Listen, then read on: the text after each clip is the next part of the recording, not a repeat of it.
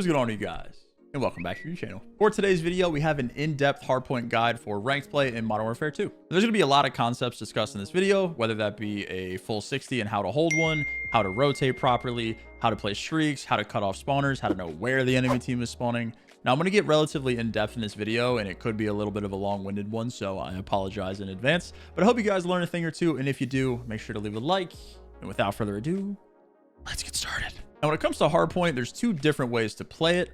In ranked play specifically, basically you want to think of yourself as the only person on your team with a brain. And when it comes to playing in like a cohesive team environment, it's a much different way to play. So in this video, I'm basically going to tell you guys how to turn into a super soldier when you're solo queuing. So there's four concepts we're going to go over. Rev will put them on the screen right here. There's going to be lane cutoffs or god spots, basically places you can play to guarantee a two-piece. There's going to be rotation timings, so when to rotate to hills, when not to rotate to hills.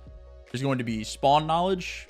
That one's self-explanatory. And then last but not least is full 60 hills. And those are the hills that you should be holding every single time, regardless of the setup or how things are going on the map. Now, like I said at the beginning, there's a lot of concepts that I can add to this video, but I feel like these are the main four that are going to help you guys out in ranked play most of the time, because there's not really much structure there, and you kind of got to do everything yourself if you want to win for the most part. So we're going to start from the bottom and work our way up. So we're going to start at number 4 and work our way up to 1. So that means we are starting with full 60s. Now, what is a full 60? How do I get one? How do I know what hills are supposed to be full 60s? And it's very simple. A full 60 hill is a hill that is located in a part of the map that is extremely difficult to break if you don't rotate to it.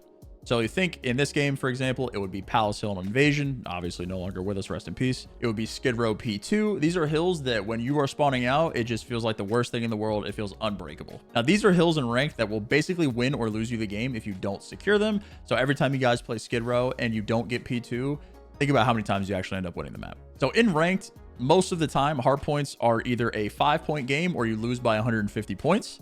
So those 150-point games, I'm going to try to help you guys out a little bit. You want to guarantee those kinds of hills. Now, there's obviously outlier examples of when you don't want to rotate to a full 60 or a money hill, as I will be referring to it going forward in this video. And the reason you don't rotate to money hills is if you have a decent lead already, or if you're so far behind that if you rotate and give up the hill prior, you would lose regardless. So when you're by yourself in ranked, you want to do everything that you can to secure those kinds of hills. So for example, going through them just really quickly, it'll pop up as a list on the screen. You have Skid Row P2 and P5, so the building of P2 and the parking lot next to it.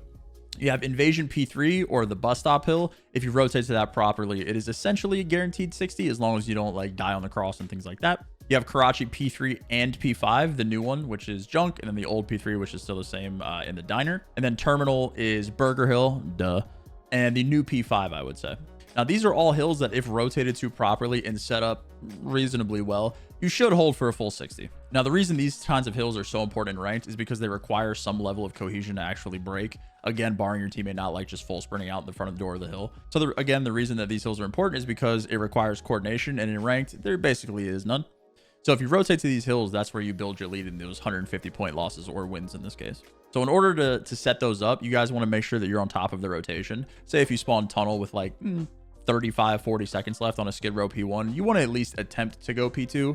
And if the score of the game is relatively close, it's even more incentive. Or if you're winning and you just want to guarantee that the game essentially ends on the P2, you want to obviously rotate. But if you are losing, say it's like a 150 to 100 game, and if you give up the 30 seconds, you're already down 80. That's a situation where you have to hit hold as well as break the hill. So you're building yourself a little bit of a hole. Another thing that makes money hills super important is how far away you actually spawn from them. So if you're spawning out, if you guys remember how Invasion Palace Hill used to work, you would just spawn across the map and you would have to sprint all the way. And by the time you actually got there, 20 seconds would have elapsed. So that's something where Karachi P3, for example, would come into play, because you would spawn, I call it default, but basically where you start the game, you would have to run all the way across the map just to get to P3. And it's a similar situation with P5. So you're wasting so much time actually getting to the hill. And that's assuming you actually win the gunfights. If you don't and you die, you basically get one hit. So that's what makes these hills so important, because you basically just have to hold one wave and you get the entire 59 seconds. So just a quick example of a money hill. We have a Burger Hill on Terminal here. Basically, I don't do anything for this entire hill, and because of how far away they're spawning, which is Eskies, In order to actually get to the hill, they have to run through like 4 sets of spawners, even if they get waves of kills because you just spawn so close. They have to run through headies. They have to use their tax well, trophy system, obviously. So there's just a bunch of ways to hold this hill, and it feels essentially unbreakable. I'm sure all of you guys have spawned bottom eskies at some point on a burger hill and just felt how terrible it actually is to break. There's just so much work that you have to do required to actually get to the hill in order to break it that if you're not there on rotation early, most of the time it's not even worth trying to break it. So make sure you guys are on top of those money hills because, again, they're very easy to hold. And if you're not on top of things, or if you get broken on the money hills, that's where your games tend to get out of hand. So coming up at number 3 on the list is spawn knowledge. And essentially this is just knowing where the other team is going to be. Now, spawns is something that I can't really teach you guys. It's something that needs to be learned via actually playing the game. And I wish I could sit here and tell you a million different spawn points for every single situation, but it really becomes muscle memory with reps. Now, whether that be playing the game 8 hours a day, whether that be watching the CDL to figure things out, whether just any form of consuming spawn knowledge that you want to do, again, playing the game is actually ideal. But you can watch streams and things like that and figure it out as well. Now, spawn knowledge is paramount because it creates timings. And when you hear streamers or pros talk about timings, it's basically how much space on the map that you can take or places that you can go without getting into a gunfight or catching someone off guard. So these are things where if you know where the enemy is going to be coming from, that's when it allows you to understand how much space you can take on the map. And that's why spawns are very important. Obviously, knowing where the hell the other team is probably pretty important as well. But that's where things start to click, is once you understand where the other team is coming from. It helps you get a lot of free kills essentially. There's a couple of hills in this game that are outliers in terms of like spawn philosophy. For example, terminal P5, when you just spawn behind each other, security over and over and over again. I'm sure everyone watching this video has experienced that at some point. Sub base P3, rest in peace, it's not in the game. Maybe by the time this video comes out it will be, but you just spawn behind each other outside of maze. Invasion P4, the courtyard hill, you spawn behind each other over and over again on palace. So there's a couple of hills that are outliers in this game in terms of like spawn philosophy, but for the most part, you got one side you spawn on and you got the other. So there's a couple of key elements to understanding the spawn system. And one is, most of the time, barring those outliers that I mentioned a second ago, wherever your teammate spawns, the other team is not spawning. Again, there are a couple of outliers and some crazy shit does happen from time to time. So we'll use Skid Row P1 because we've been using Skid Row the whole time.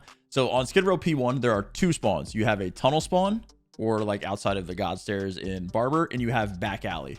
And you're basically just spawning parallel on the same side of the map over and over again. So obviously if your teammate is spawning in Barber or P4, the other team is spawning back alley. So it's very easy to pick up on minimap awareness. And by the way, side note, make sure you guys are looking at your fucking minimap. I am begging you. There's things that pop up there called red dots, and when people shoot their gun, it tells you where they are. So basically, where if your teammates are blocking a spawn, most of the time, the enemy should not be spawning there. And another philosophy that I wanted to touch on is something called parallel spawns. Now that's like a kind of a buzzword that you guys have probably heard before. And parallel basically means that you're spawning on the same side of the map, just on top of each other. So if you're looking at a square and you cut it down the middle, basically you're spawning on the top end of the square and the bottom end of the square on the same side. So just as a more visual representation to show you guys what I mean by parallel spawns, on P1 Skid Row, for example, you don't ever spawn above the horizontal line that's on your guys' screen.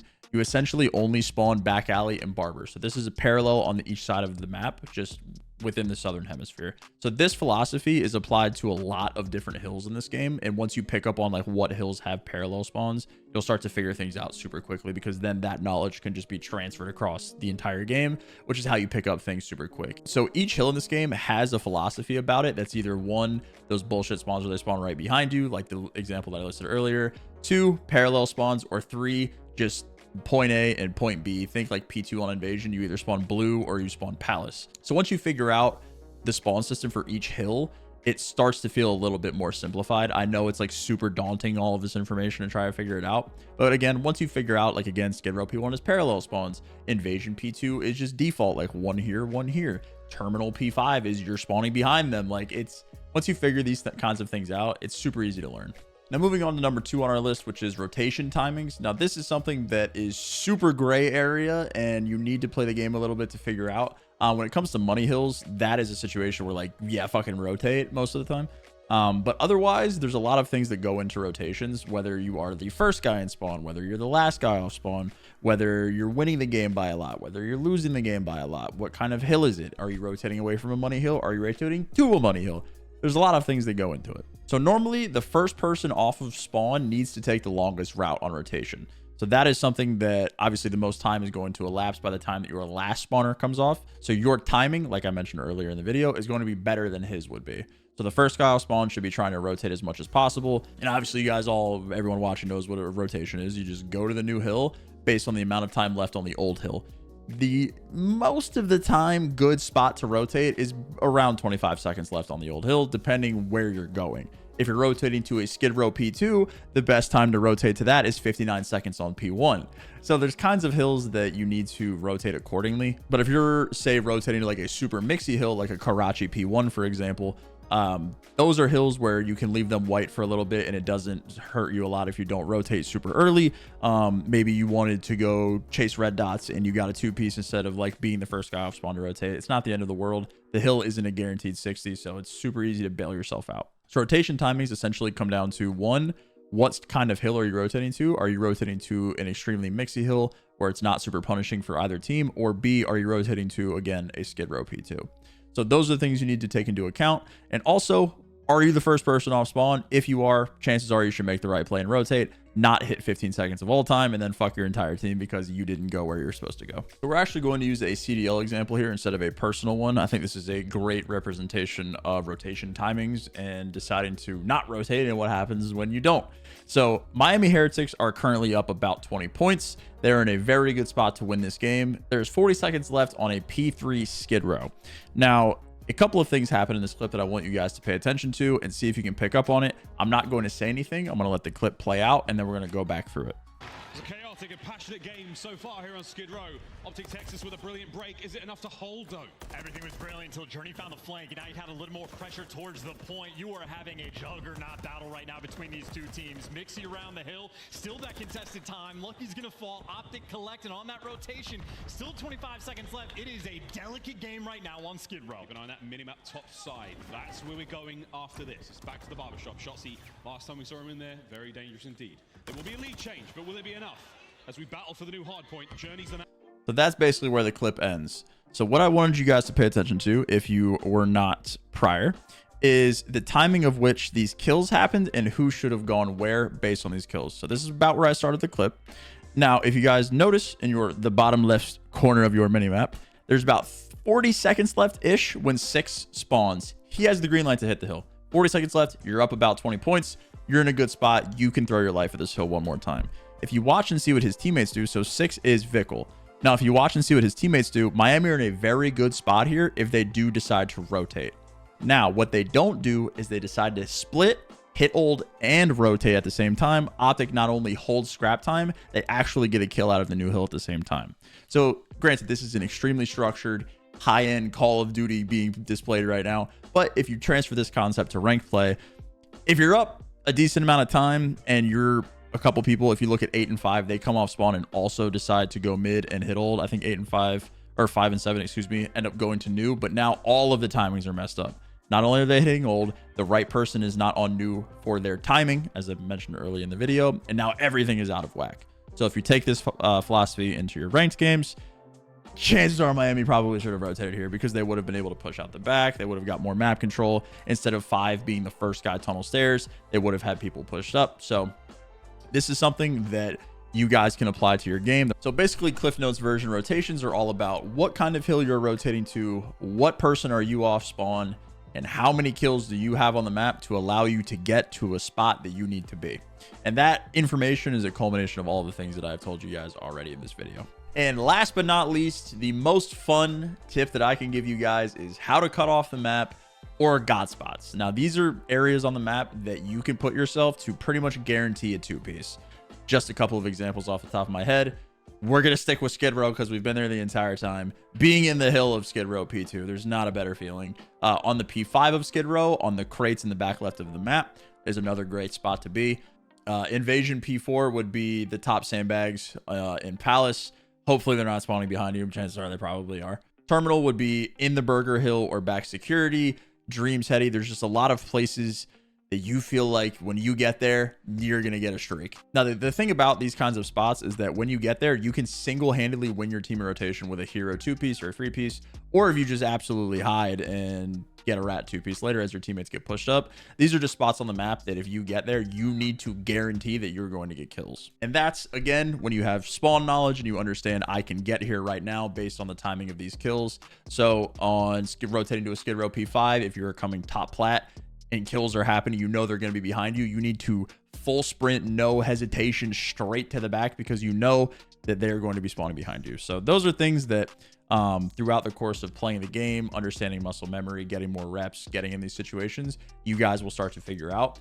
And once you get into those spots, it's a good time. I built my career in those spots. And I know I keep harping on it, the whole spawn knowledge and timing thing, but genuinely speaking, I cannot stress enough when you guys actually get spawns down and you get these timings down, that you'll actually feel like your third eye is opening, because that's when just the entire map starts to feel like you know what is going on at all times. And you know that sometimes you guys won't figure that out. Sometimes you will on certain maps and not other ones. But when you do, that's when your gameplay really elevates. And that's, again, why I can't really like sit you guys down and show you a million different slides for a million different spawns, because there genuinely are just an infinite amount of situations in Call of Duty which make respawn difficult, in Hardpoint specifically. I hope this video helped you guys out in some capacity. It's a little bit of a longer one, I know. You know, I didn't go like incredibly in depth on some stuff because, again, this would be like a 45-minute video if I sat you guys down like that. So I hope the concepts in this video can at least help you guys out in Hardpoint. So if I did, please leave a like. I would genuinely appreciate it. And thank you guys so much for watching. The YouTube has been going absolutely wild. We're streaming basically 6 days a week at this point. We're daily uploading YouTube shorts as well as TikTok and all that stuff. So if you guys want to help me out across multiple platforms, make sure you check the description down below. And until the next one, ladies and gentlemen, thank you so much for watching.